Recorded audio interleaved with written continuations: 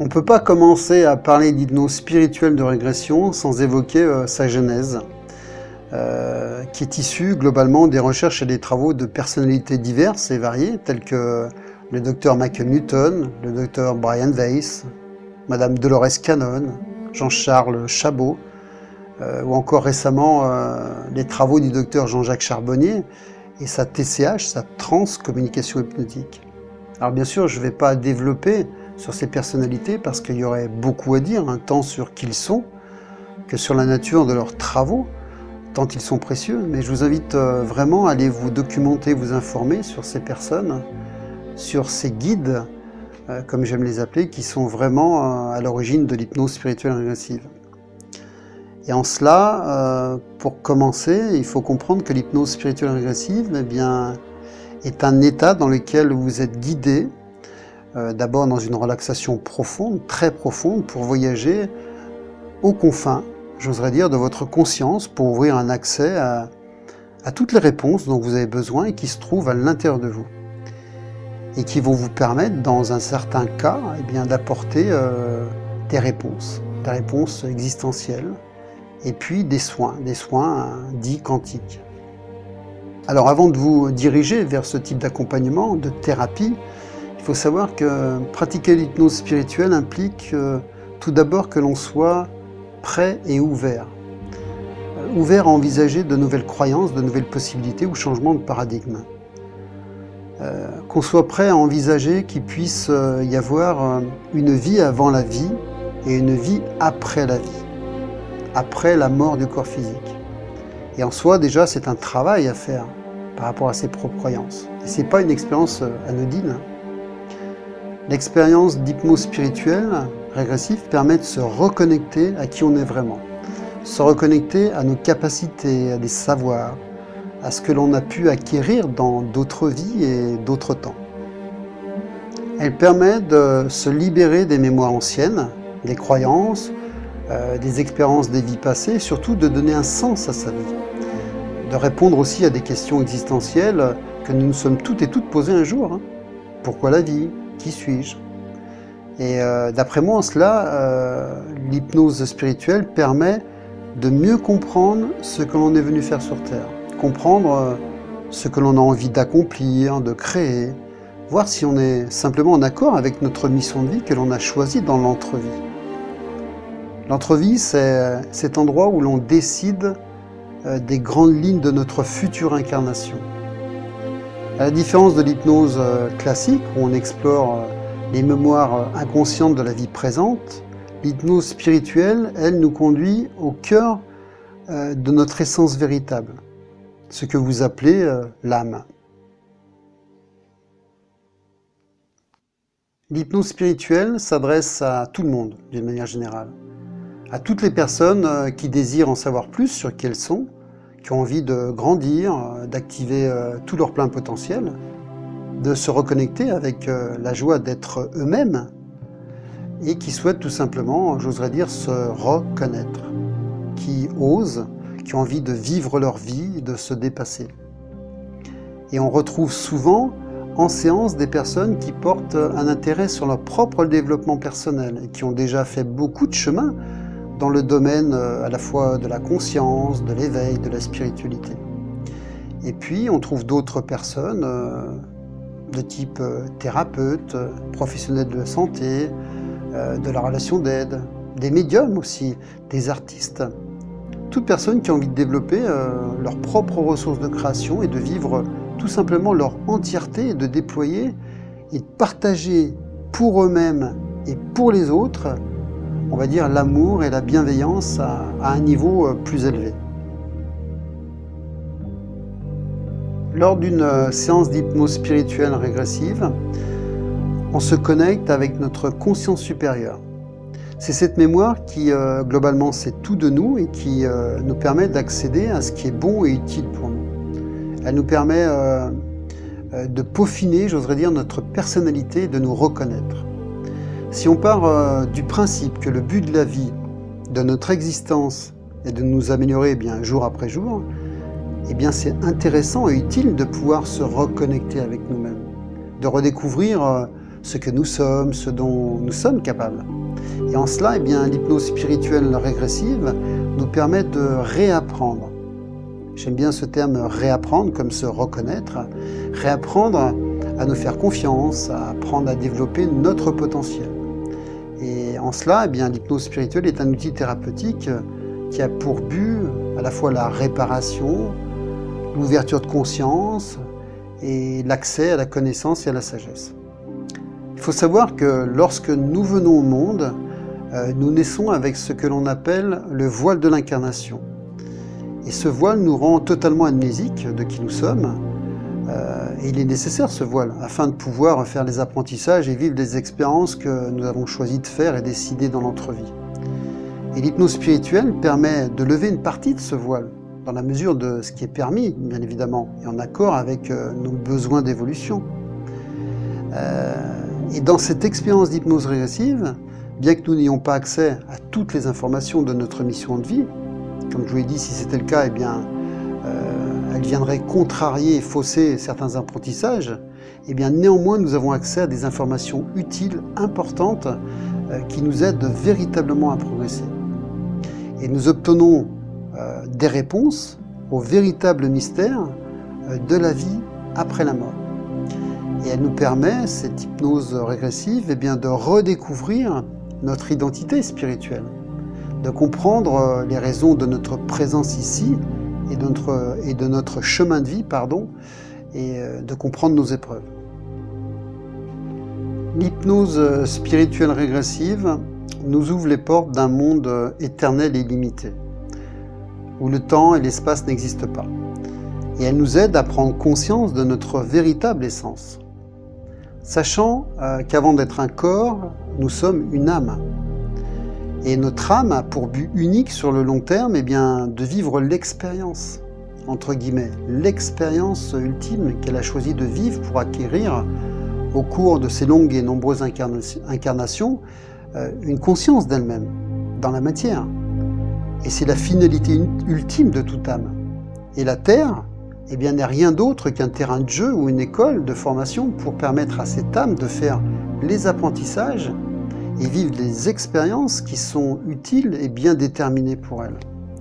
Et en cela, la Terre, cette école, où nous expérimentons parfois avec le sentiment que les leçons sont difficiles et douloureuses, bien que ce soit vrai pour nous, et pourtant, cette terre correspond au niveau de la maternelle au sein des écoles de l'univers.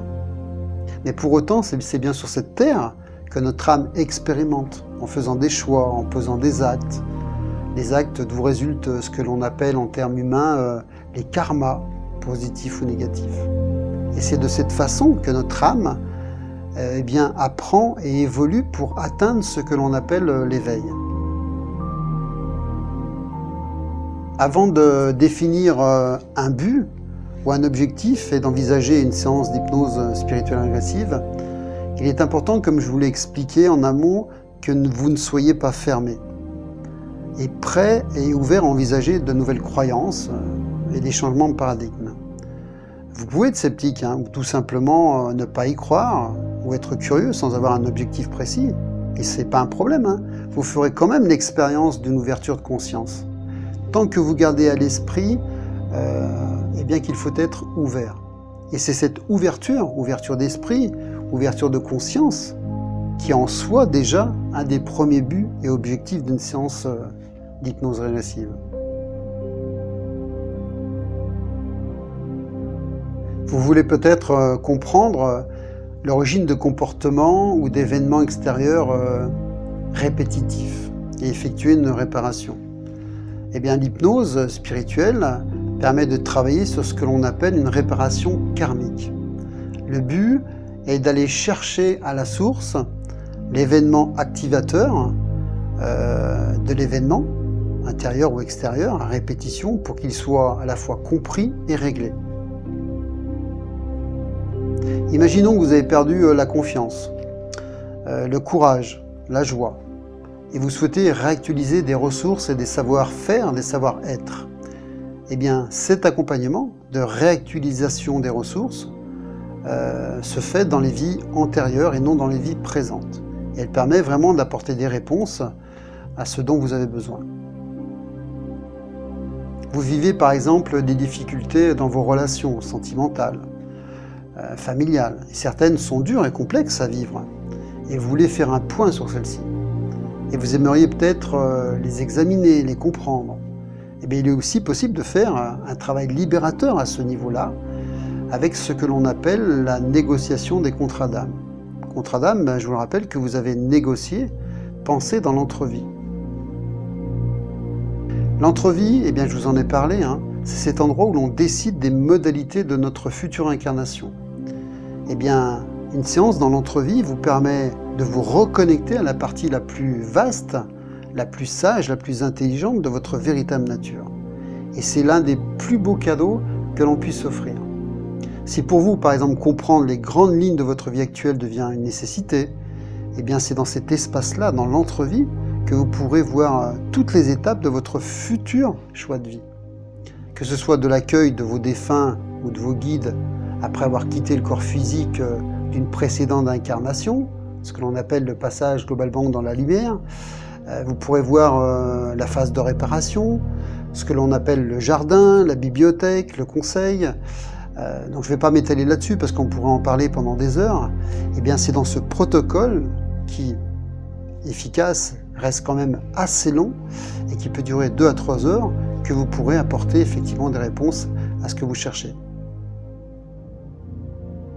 Peut-être que vous vivez des événements très lourds, peut-être comme une maladie rare ou un handicap, et vous voulez retourner voir les objectifs que vous vous êtes fixés dans votre vie.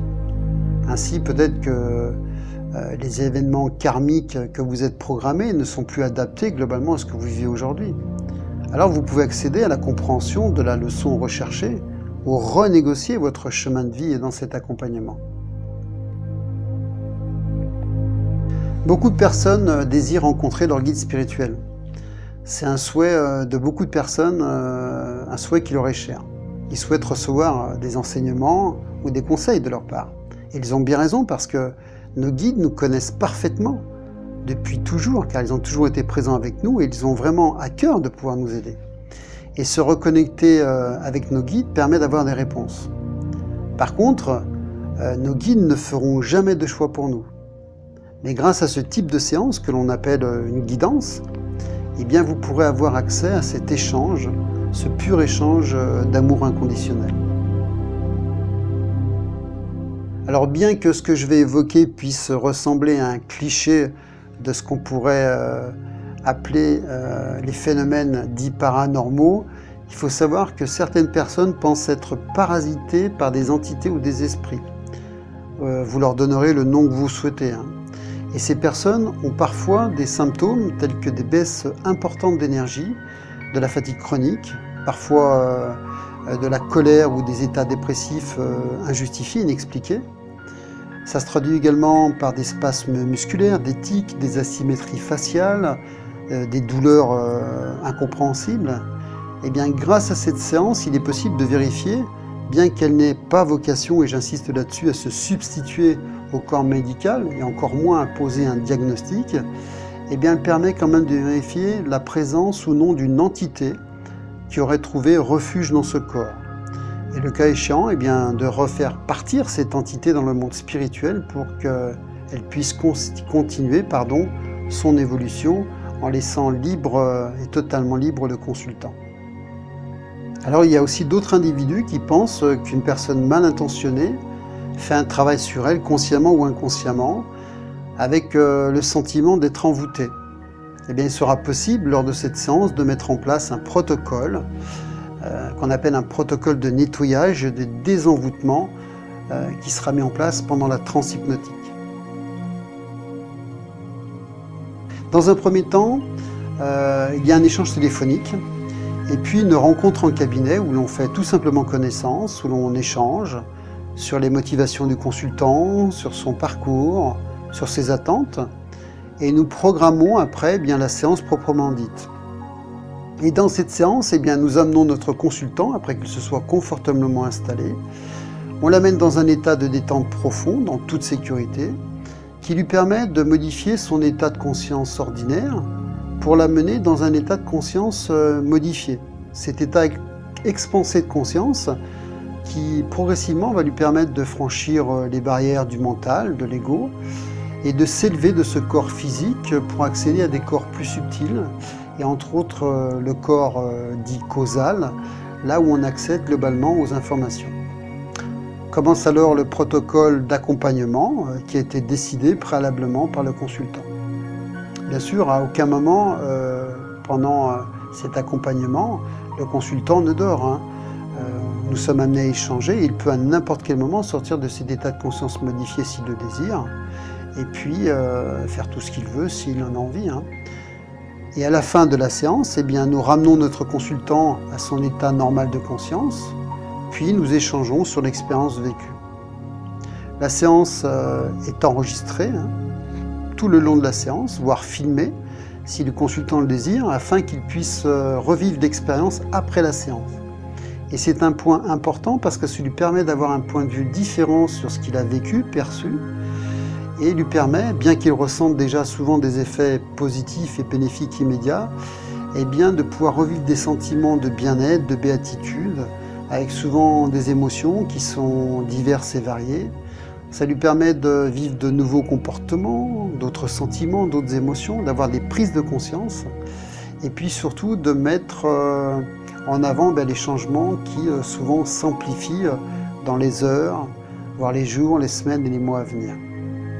De manière générale, une seule séance suffit pour faire le travail que le consultant a besoin de faire. Pour autant, certaines personnes décident de renouveler l'expérience pour travailler sur d'autres thématiques et retrouver des états d'être apaisants, des béatitudes, et simplement se reconnecter à qui ils sont. Alors si je devais apporter une conclusion, je dirais que chacun de nous est inscrit dans des expériences de vie passée, depuis l'enfance, la naissance, la vie prénatale, de vie d'autres temps, d'autres espaces, qui sont enfouis en nous dans ce que je dirais des énergies diverses et variées. Et l'hypnose spirituelle est une voie d'accès vers notre conscience supérieure qui nous permet d'explorer ce que le corps et l'esprit a retenu de nos expériences, pour ouvrir la porte à des compréhensions, à des connaissances, à des pardons qui nous aident à transformer des problématiques de notre vie présente et à nous libérer de toute forme de jugement, et également à mobiliser des savoir-être, des savoir-faire, des ressources inexploitées pour tout simplement mieux vivre au quotidien avec nous-mêmes et avec les autres.